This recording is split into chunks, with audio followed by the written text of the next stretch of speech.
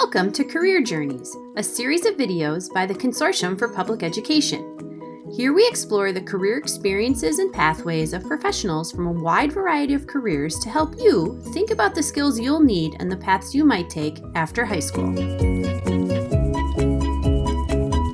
Hi, I'm Debbie Pixton with the Consortium for Public Education. Today I'm interviewing Sharon Tejada, a medical consultant at a stealth healthcare startup. Thank you so much for joining us, Sharon. You're welcome. Sharon, you're working for a stealth healthcare startup. What does that mean? Yeah, so let's break it down. So a startup is just a new company, and we're a healthcare startup. So we are working to create a piece of technology that's going to help improve the workflow of healthcare in the future. And right now our company is actually so new that we are in stealth mode. So if you were to try to Google information about my company, you wouldn't be able to find anything about it. So that's why you put it all together. We are a stealth healthcare startup. What do you do as a medical consultant? I have some medical background. I've worked with patients before and I've worked with doctors before. So as a consultant for this company, I use my knowledge from my experiences in the medical field to give them feedback about the technology that they're producing, so that they can create a product that it helps the efficiency and workflow of doctors. Now, how did you end up in this role? Can you tell us a bit about your career path? Absolutely. So in school, I knew that I really liked science, and in particular, I really liked biology, but I didn't really know what I wanted to do with that. And there's a lot of different options that you have out there. So one of the more obvious or common career paths is to become a doctor, but I don't come from a family who has anyone in the medical field. I didn't have extensive experience in the medical field. So after I graduated, I decided to become a medical scribe. And as a scribe, I'm essentially shadowing a doctor and then helping them take notes on all of their patient visits and compiling it into the patient charts. But earlier this year, there was a pandemic, and it's not necessarily safe to have a bunch of extra people in the rooms with the families and the patients and the doctors and the nurses. And so a lot of hospitals wanted to cut down on the amount of humans that were interacting. And so the easiest thing to cut out was the scribes, the human scribes. So I ended up needing to look for another opportunity. And actually, with the skills that I had acquired as a scribe, that actually made me a really good candidate for this new position at this startup. And they were looking for people who had both patient care experience and scribing experience, because I had shadowed doctors and I knew how that workflow worked. And so I reached out to someone and ended up joining this team. Now, you are new to this role. What are you most excited about? I am really excited to see, honestly, just how technology works. I'm not someone who is tech savvy. If my computer doesn't turn on, I don't know what to do. I'll wait for like 5 minutes, press a bunch of buttons, and hope that it'll turn on later. So I definitely did not see myself in a tech startup, but I'm really excited to see how medicine and technology can intersect and how technology can improve the way that we work as healthcare providers in the future. So what are some skills that are going to help you in this work? Number one for me is going to be communication. This startup is actually based in California. So as someone who lives in Pittsburgh, I don't get to see my team all the time. And actually, I've never met anyone on my team in person. We're actually scattered all across the US. And communication is really important because we're across different time zones. We're all working independently for a project that we all need to collaborate on. So I need to be able to have the initiative to do my own work and then reach back out to my team and say, hey, I did this today, or I got stuck on this today. Could you help me?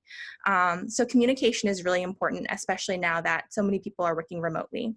And then I would say number two is patience, because this is a completely new invention. And we're not going to be able to create it overnight. I know what I'm doing for this company this month, but I actually don't know what I'm going to be doing next month. I don't know what our company is going to look like in 6 months or a year. I don't know how successful our product is going to be at that time. I don't know how many bugs we're going to have to fix. So I just have to be really patient about being passionate about the work that I'm currently doing and knowing that even if I don't see results immediately, it's working towards a bigger goal in the future. So obviously you can't talk specifically about how healthcare and technology intersect in your specific role, but can you talk more generally about the intersections between healthcare and technology? One of the most obvious things about how technology is impacting healthcare nowadays is electronic medical records. Patient charts are trying to move to be in the digital format, but that's not really a seamless transition. I've seen a lot of doctors who, have patients whose charts are half electronic and half paper that have been scanned into the digital format. And even though technically the scanned paper is on the electronic medical record, it's not easily accessible or easy to read through because you're just pulling up a PDF and it doesn't flow into how that looks. So even though I'm just going to call it an EMR instead of electronic medical record, even though EMRs have made access to medical information a little easier for patients and for doctors, it actually takes up a lot of time. It takes doctors and nurses a really, really long time to put in all of that information into the medical record after they've seen a patient. So actually the technology that we're making at our company is technology to kind of help improve the technology that has come out. So the EMRs came out and made access to information easier, but it made the time spent on making those charts a lot longer. So that technology was helpful, but we're going to create new technology that hopefully helps making the old technology work better and more efficiently for doctors. So ultimately, I think the goal is efficiency and patient safety and good patient outcomes, but it's not perfect. It's not like you're going to put out a piece of technology and it's just going to make healthcare great forever. It's going to need help and it's going to need to be fixed. And whether that's fixed by humans or by other machines or technology, we'll just have to come up with it as we go. So if I have students who are interested in this intersection between healthcare and technology for a career path, what kinds of questions should they ask themselves to know if that might be a good fit for them? They should probably ask themselves what they want to do on a day-to-day basis.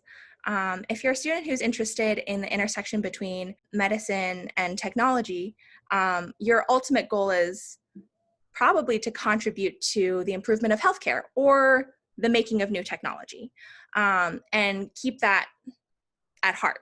Like, use that kind of drive and that goal, that ultimate goal, to keep you driven. But like I said, this process takes patience. So you should ask yourself, what do I want to do on a day-to-day basis? Because if you're doing something really, really boring that you hate, even if it contributes to a really cool product in the future, that might be years to come. You don't know how long that's going to take. And you don't really want to be stuck in a position where you're doing something you hate every single day for a few years. So there are so many different opportunities at the intersection between medicine and technology. It can be a little bit more medical based, like me, or it can be a little more technology based, like some of the engineers that I work with. So even if what you're most interested in now doesn't seem to directly relate to the intersection of medicine and technology, there's such a range of roles out there for you, that you can probably find a role that fits you and makes you happy doing what you do every single day, and it'll still help the ultimate goal of improving medicine with technology. What's one piece of advice you would offer to students who are interested in pursuing this kind of work? Some advice I would give would be to be excited about the work that you're doing. Even if the work you're doing every single day doesn't seem like it's contributing immediately to the improvement of healthcare or the creation of a new product, you are working towards that ultimate goal, and change doesn't happen overnight. Change will take time, and that's okay.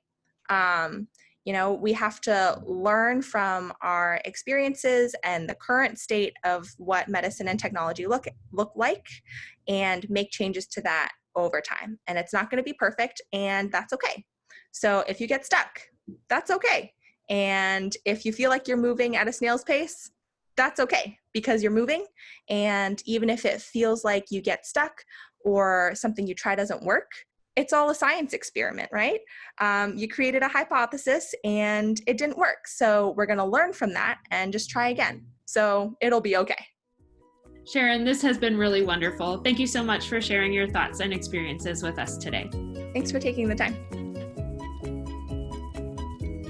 For more information or to learn about other careers in the Career Journey series, visit our website and check back soon for our next installment. Thanks!